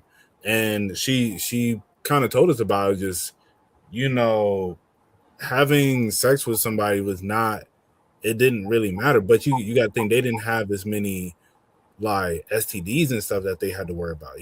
Like HIV. Well, I mean, yeah, we didn't say so much, but yeah, HIV didn't really pop up until the 80s. So imagine like, if you're not having to mentally really think about that, and then cause that's where I guess, and then the P's, the HPs, it's like those. I think, I don't know how prevalent it was during that time, but I feel like, yeah, it just wasn't, all that stuff wasn't as crazy. So it's like, why not? I think during those times they were very free, just like, just do whatever. You wanna hook up with the person, just hook up with them. You feel me? It's like you're not really feeling no risk other than the possibility of having a baby. You know, but yeah, I think they society has been this way for a minute, but I think now it is. I don't know. I think it's more visual in a sense. You get what I'm saying? Yeah. So it's. I don't. I'll say this. I don't think you had. You know what I mean? Obviously, you didn't have it because of technology, but you didn't have tripods set up in random people's backyards with like girls by themselves with, what I'm saying, with you know what I mean, gadgets and stuff. Like you didn't have that back in the day because you didn't have the internet. You know what I mean? So it's No, like stuff like that that you wouldn't see back then that you will see now. And it's kind of like common to see now because that's just a thing. yeah, I was gonna say I think they probably had a healthier relationship with sex just because it was like you had to you had to have somebody in person. You know what I'm saying? Like you had to actually go out and meet people and like get a girl and in order to be able to have sex with her versus now where it's like it's so much out here. It's had even I've spoken about it on here, like it's had negative impacts on me before, but even like the younger kids who have like more access. I wasn't even able to really access it for real, like for real. So I got my first smartphone, like, and that was probably like 2010, 11, around that time. Like I was in high school by that point. These kids now be like second grade with iPhone, so it's no telling what they potentially be seeing. No, facts.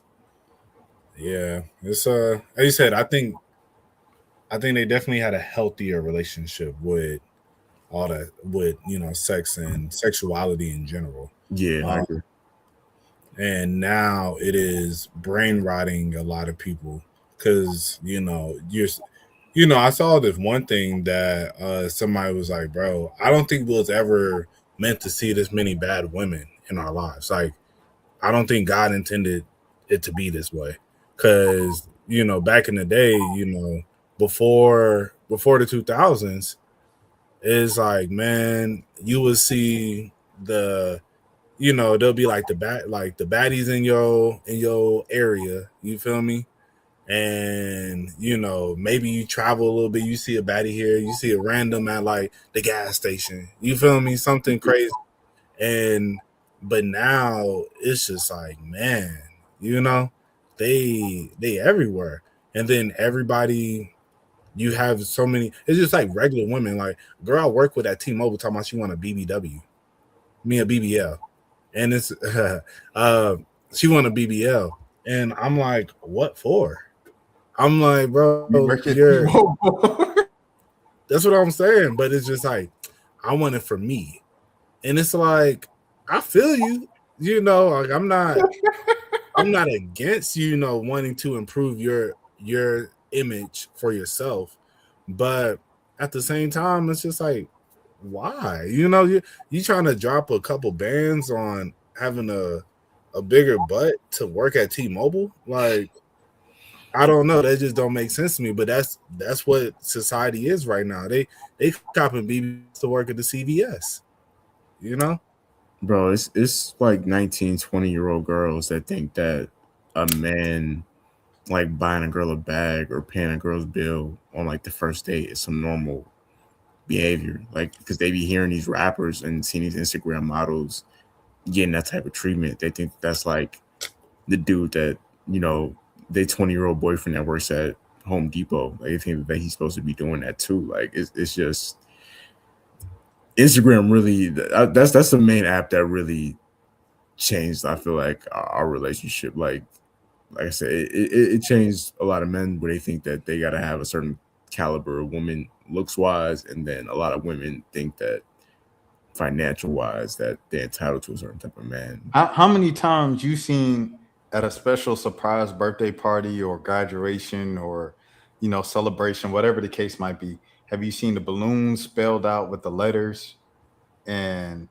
the fancy spread stuff? How many times have you seen the hotel with rose petals all over the hotel? How many times have we seen that before social media? And now it's normalized, and now it's the standard for like, you can't at least do this for me, huh? or when did, not to cut you off, Mo, like when did asking a girl to be your girlfriend, when did that become a proposal style thing, like marriage? Like you of course you ask a girl to be your girlfriend, but like when did that become like a full marriage proposal with like flowers and a photo shoot and an Uber black? Like, that wasn't a thing. Bro, I seen a woman blame being late for dates on men.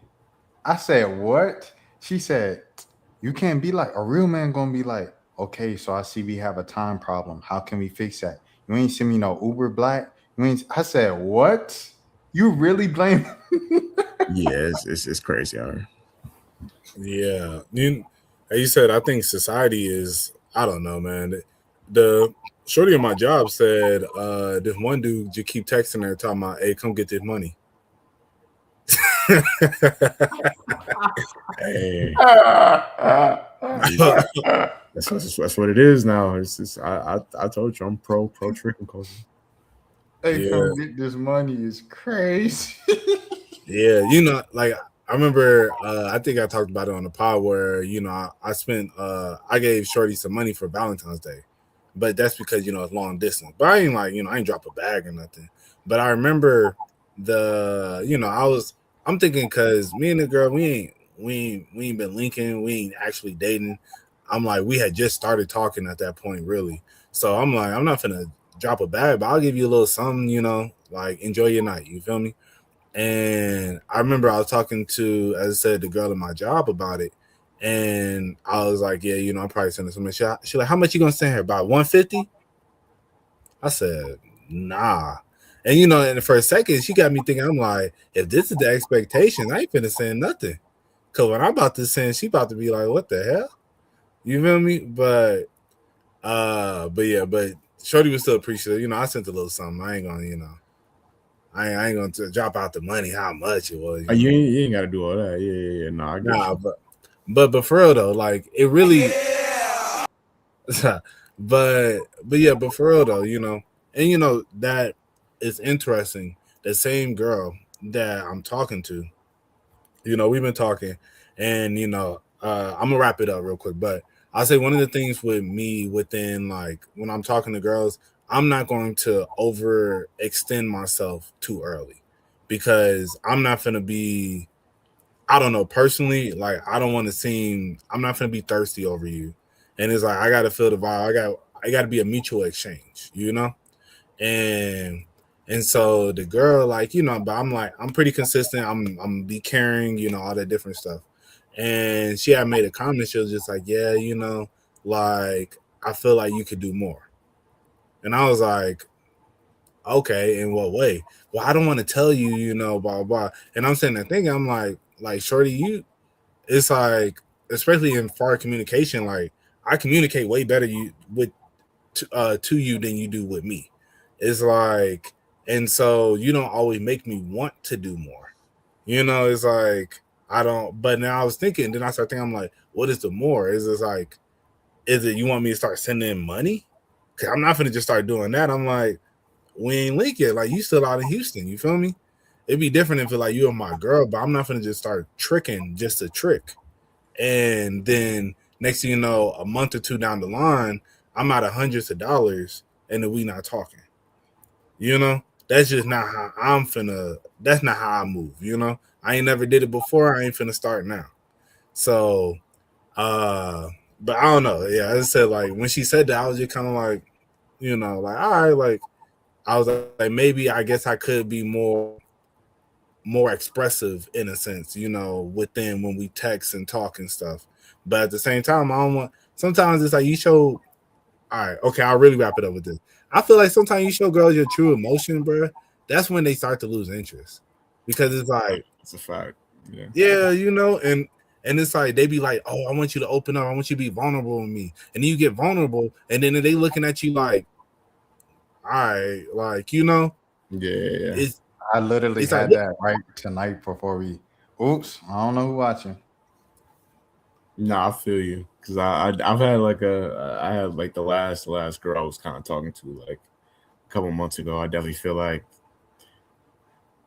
I definitely feel like I was too like I don't know I was like yeah like I'm gonna plan a date out, like we gonna link up all that, and we did and stuff, but like I don't know, man, you gotta kind of play it casual nowadays, unfortunately, because if you like it's like if you move too fast or you move with a purpose, they look at it like you thirsty or something like that. I don't know. It's weird out here right now, bro. bro, facts. They want you to be thirsty over them, but then when you are, it's like, oh, Yeah, you you don't. doing too much. Yeah. Yeah, so I'm like, hey, I'm gonna keep it P at the end of the day, man. I don't know no other way to do it. Nah, exactly. Well, all right, fellas. All right, fellas. Another good pod, man. Another good pod. I guess we get out of here. Y'all let the people know where they can find y'all and all that good stuff. Find the pod, throwback pod on Instagram. I'm thinking about that's a podcast that I listen to, like another pod. That's crazy. Uh, yo, it's how you know it's late night right now. No, you can find our podcast, the 1 a.m. podcast on Instagram. Um, Twitter, the 1 a.m. pod, not Twitter, TikTok, the 1 a.m. pod. Um, I think there's some underscores in there. I could be wrong.